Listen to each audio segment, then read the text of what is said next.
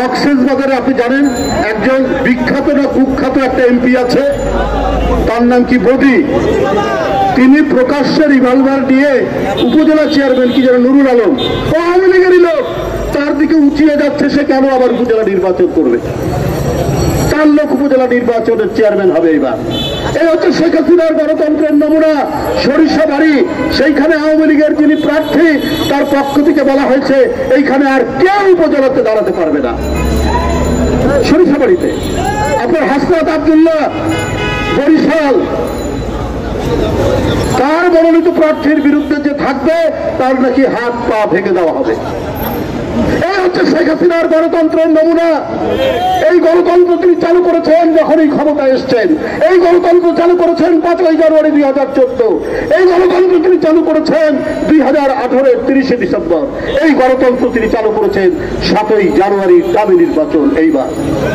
সুতরাং তার কথা, তার মত অনুযায়ী গণতন্ত্রের ব্যাখ্যা দিতে হবে।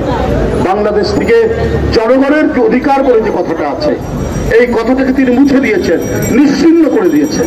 কেন?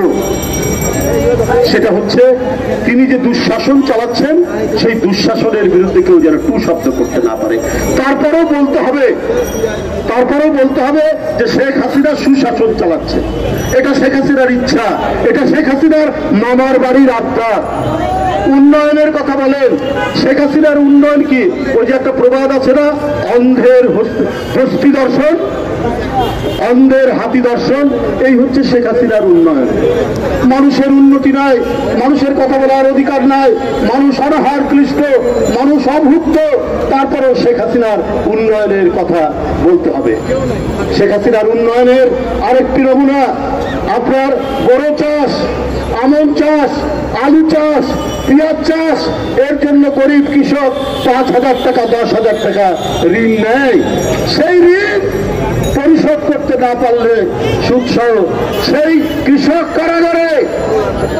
আর যে লোক 10,000 কোটি টাকা ঋণ নিয়েছেন, শিল্প ঋণ নিয়েছেন, তারা হচ্ছে ক্ষমতার ঘনিষ্ঠ।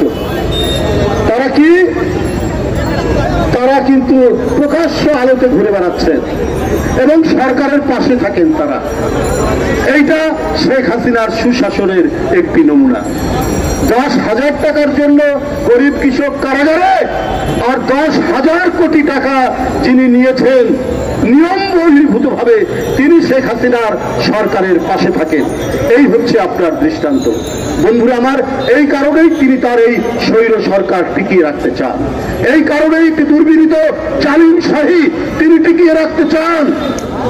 আর এই জন্যই তিনি গণতন্ত্র বিরোধী দল বিএনপি এগুলো সহ্য করতে পারেন না। এই কারণেই আজকে হাবিবুর রশিদ হাবিবরা কারাগারে, এই কারণেই আজকে আব্দুল কাদের ভূঁইয়া জুয়েলরা কারাগারে, এই কারণে হাবিবুর নবী খান সোহেলরা কারাগারে, সাইফুল ইসলাম নীরবরা কারাগারে। আমি আজকের এই জনসভা থেকে আপনাদের কাছে উদাত্ত কণ্ঠে আহ্বান করছি, আমরা শান্তিপূর্ণ আন্দোলন করব, শান্তিপূর্ণ থাকবে, কিন্তু আমাদের গায়ে যদি লাঠির বাড়ি পড়তে থাকে আর কতদিন শান্তিপূর্ণ আমরা করব? প্রতিবাদ এবং প্রতিরোধ এইবার একসাথে যুগ্মভাবে চালাতে হবে, না হলে আরো অনেক হাবিবুর রশিদ হাবিবদেরকে জেলে যেতে হবে, প্রতিকার পাওয়া যাবে না। কারণ হাইকোর্ট আওয়ামী লীগ, পুলিশ আওয়ামী লীগ, প্রশাসন ডিসিএসপি ছাত্রলীগ যুবলীগ, এইরকম একটি পরিবেশ, এই পরিবেশের মধ্যে মানুষ দম বন্ধ হয়ে যাচ্ছে, কোনো ন্যায় বিচার নেই। মানুষের আদালতে যাবে শেষ প্রতিকারের জন্য, কোনো প্রতিকার নেই। তাই সুশাসন, আইনের শাসন, ন্যায় বিচার, এর জন্য একটি গণতান্ত্রিক আবহাওয়া তৈরি করতেই আমাদের সর্বশেষ লড়াইয়ের প্রস্তুতি নিয়ে কাজ করতে হবে।